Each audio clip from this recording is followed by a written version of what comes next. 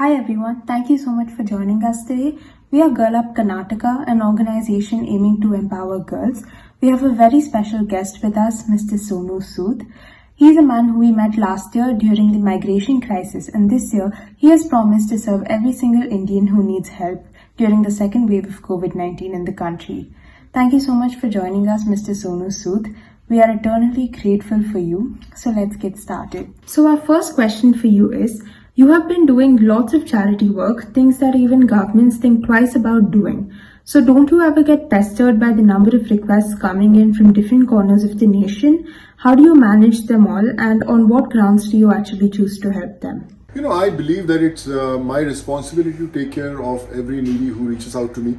We are all living in these tough times that we have seen from past 1.5 months when people don't have jobs, and with the first and second wave, really, give tough times to everyone in this country. So I thought that it's time for me to come out and help them in whatever way I can, whether giving them jobs or giving them oxygen, hospital beds, employment, education. So I think it's very important to come forward, and yes, government is doing their bit also. But I think it's not the time that we have to leave everything on the government shoulders. We have to take those responsibilities individually on ourselves, and we have to do our bit. So I think I just thought of doing it, and I am blessed that I was able to bring so many smiles on so many faces. You are a villain on screen, but of course a hero off screen. So what drives you to do this unending charity work? It doesn't really matter what you play on screen, whether you play a positive role or a negative role, but that lasts for those 2 hours. What's important is what role you can play in real life. I came to this industry around about 19 years ago to become an actor. I did my bit. I'm still doing many more films, but the best part is that I found the real role of my life after 19 years, and I'm glad that Almighty, the God, was directing this movie, and this is the real movie, and I'm glad that I'm playing the real role. Thank you. Your mood for social service, is it something new in you, or have you had it in you since childhood? I remember as a kid, my mom, she was a professor. She used to teach so many students. My father, who had a shop in Punjab, a place called Moga, we used to have these free, langars, which we call in Punjab, this few community food drives where the food is distributed to these poor people. So we've grown up in that environment. My wife, my kids, they're also into it. They also believe that it's very important to give back to the society. So it's not something new that has come. I always was involved in doing my bit, but I think during pandemic it grew to a different level because the need was huge. People wanted to go back to their homes. People wanted jobs, employment, food, education, healthcare. So I think it was important for all of us to take that responsibility on our shoulders and do our bit. So that's what I've been trying to do, and I believe that this is a part of my life to give back to the society all my life. Veganism is becoming widely popular in the world right now, with things like Beyond Meat and stuff coming in. So we read in many news columns that you are vegan.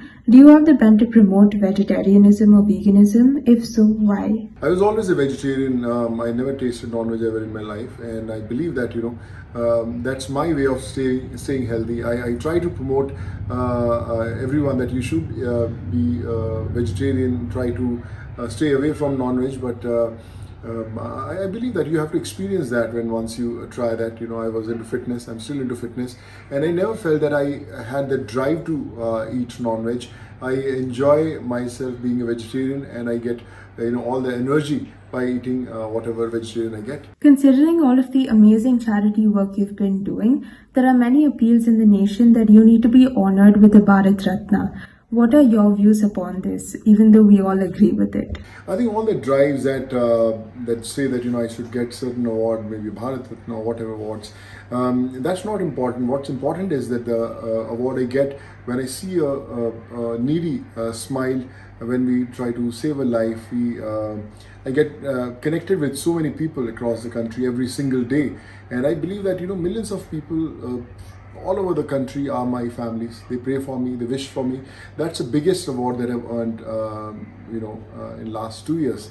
And I feel proud that I don't have a family just in one state, in Maharashtra or Punjab, but I have family in every single state, every single district, and every single town. What's your advice on the new age girls of India? Do you wish for them to be traditional and, uphold the Indian culture as well as the heritage? Or would you want them to be practical and live life as they wish to? I think everyone should be given the right to lead the way they want to lead their life, and I truly believe that the new age women in this country are the real leaders who motivate us, who inspire us to work hard. So a big salute to every single individual woman across the country for doing their bit. So we would like to graciously thank and appreciate the fact that you were able to take some time out of your busy schedule and join us today for such an inspirational session. The entire nation is eternally grateful and will always be grateful of you for taking such plethora of steps to, ensure the safety of those suffering from second wave of COVID. Thank you so much, Mr. Sonu Sood, for doing this interview with us. We are all very, very grateful for all the work that you have been doing. You've been helping a lot of people and you're still going. So thank you so much.